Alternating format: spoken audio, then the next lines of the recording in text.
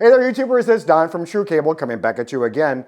And just to put a nice fine point on why copper clad aluminum is so bad and why you shouldn't use it, we're going to actually introduce you to one of our new test devices. It's a netAlly LinkRunner 10G. And how this differs from a Fluke certification device is the Fluke certification device, which you saw dramatically fail the copper clad aluminum run in the other video. That measures everything according to electrical characteristics and then according to the standard, and then measures it and presents it in decibels. So a very technical way, that's what certification is. So the netAlly, what this does is it allows you to actually push packets, data packets over the cable. Let's say you would like to make the argument perhaps that, okay, so copper clad aluminum won't certify. Fair enough, but will it actually pass data? Is it good enough? And the answer is not really. And so we're going to actually show you again why copper clad aluminum is not good for your installation, and it does not live up to any performance claims whatsoever. So we're going to be testing again the solid copper with the netAlly. We're going to push some packets across it, and we're going to push packets across at 5 gigabit, which is category 6. You'll be able to do 5 gigabit all the way to 328 feet, right? So we're going to do that, and then we're going to try pushing the copper clad aluminum to 5 gigabit. Where does it stop working? Where does it have problems? We're going to find out. And just as a little aside, you know, yesterday I gave my little sample piece to one of our marketing folks who twisted this piece of copper clad aluminum into a pretzel shape. This is about as useful as copper clad aluminum gets, besides the whole idea behind a clothesline, as I was talking about. So you stick around. I'll be right back, and we're going to get into actually plugging some stuff in and doing some more testing. Be right back.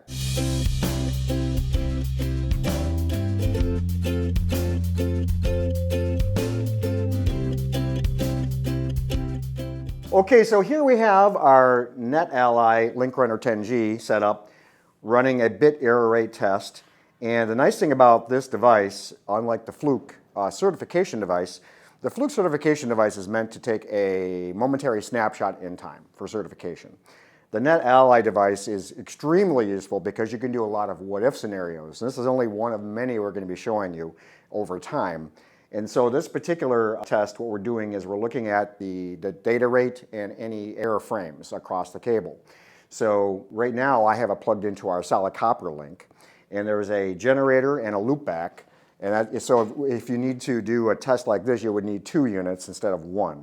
But IT admins will find this useful because it allows switch discovery, VLANs, it does all kinds of things that are well beyond what a cable certifier, which is what a cabling contractor would use.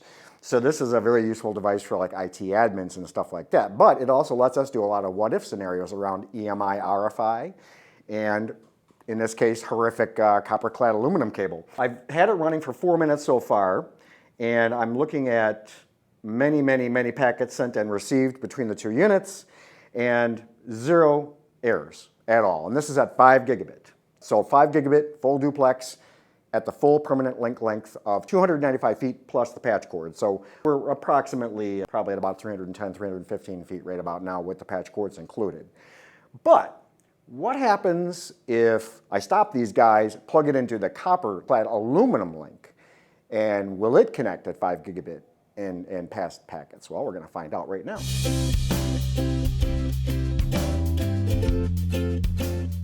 On both units. And now I'm going to patch into my counterfeit cable link.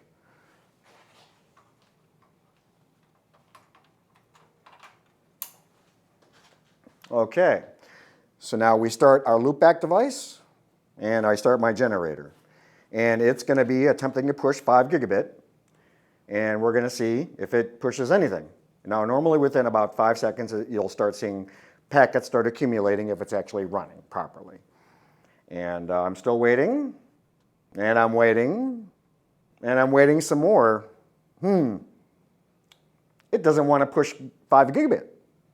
Well, if this was really Cat 6 Ethernet cable, it should have no problem pushing 5 gigabit all the way out to the distance that I've got it. Should be no problem at all. Yet it won't even register here. So you can't make the argument that you can push packets over the cable and it's still okay. And so not only will not certify, with a Fluke DSX8000, you won't even push packets over it at a speed that it should be able to handle. So let's reduce speed and see what speed it actually will come up with. So I'm going to stop these guys again and see where it goes. This take me a moment to change some settings here. I'm going to change from 5 gigabit, and so the next speed down is 2.5 gigabit full duplex, and that is something that Cat5e would handle at 295 feet permanent link or 328 with patch cords. So we'll go to 2.5G and on that device and do the same thing here. And just to show you that I have now switched, well, it won't show up yet. When it establishes connection, if it establishes connection, then you'll see that it's at 2.5G. So I'm going to hit start on the loopback, and I'm going to start on the generator.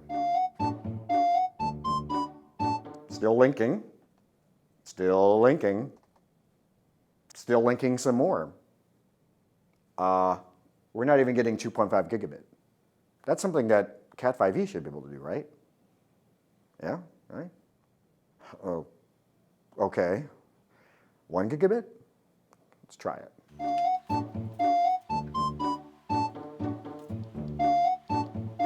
Okay, so I just set this thing up to do 1 gigabit. And I don't know what it's going to do. We'll find out. Let me just make sure it is at 1 gigabit. It is at 1 gigabit. Full duplex, which you would think it could handle. Unless it really is a clothesline, we're going to find out. So we'll start the loopback unit, and then we'll start the generator, and we're going to find out. All right, it looks like it established a link at 1 gigabit. And it's passing packets, no errors so far. But over time, are you going to get errors? You will. Remember what I mentioned about corrosion of aluminum, or aluminum oxide, that is the corrosion that forms on top of aluminum, eventually becomes non-conductive. So that will result in errors over time in your network. So it may not show up right this moment. All right, so it looks like with just for 45 seconds in, we did manage to get 1 gigabit. But it can't do 2.5. And it can't do 5. Now, the trueCABLE or any other properly designed and constructed, certified Category 6 solid copper cable would have no issue with 2.5 or 5 gigabit. This, on the other hand, can only achieve gigabit. And my guess is that eventually you'll see errors pop up on it. At what point, I don't know. We'd have to let it run for days.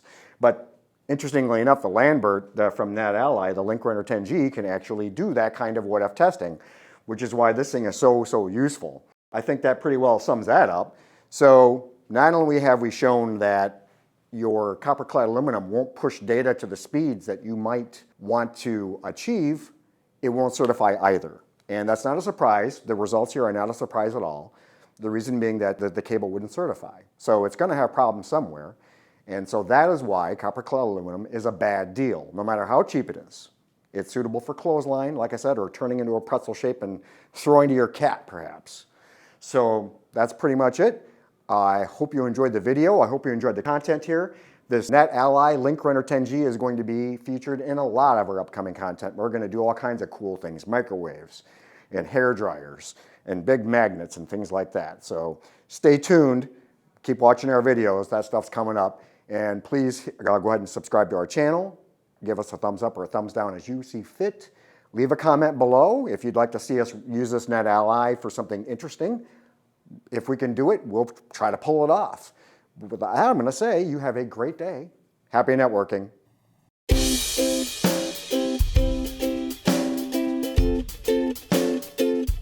Thank you very much for watching the video. You may not be aware of it, but we also have extensive blogs at our Cable Academy, 200 plus and counting. And most of the videos that you actually see here on YouTube are in fact embedded in a blog, which is far more detailed in regards to photography and descriptions. So I strongly recommend you head over to our Cable Academy, trueCABLE.com, and check it out.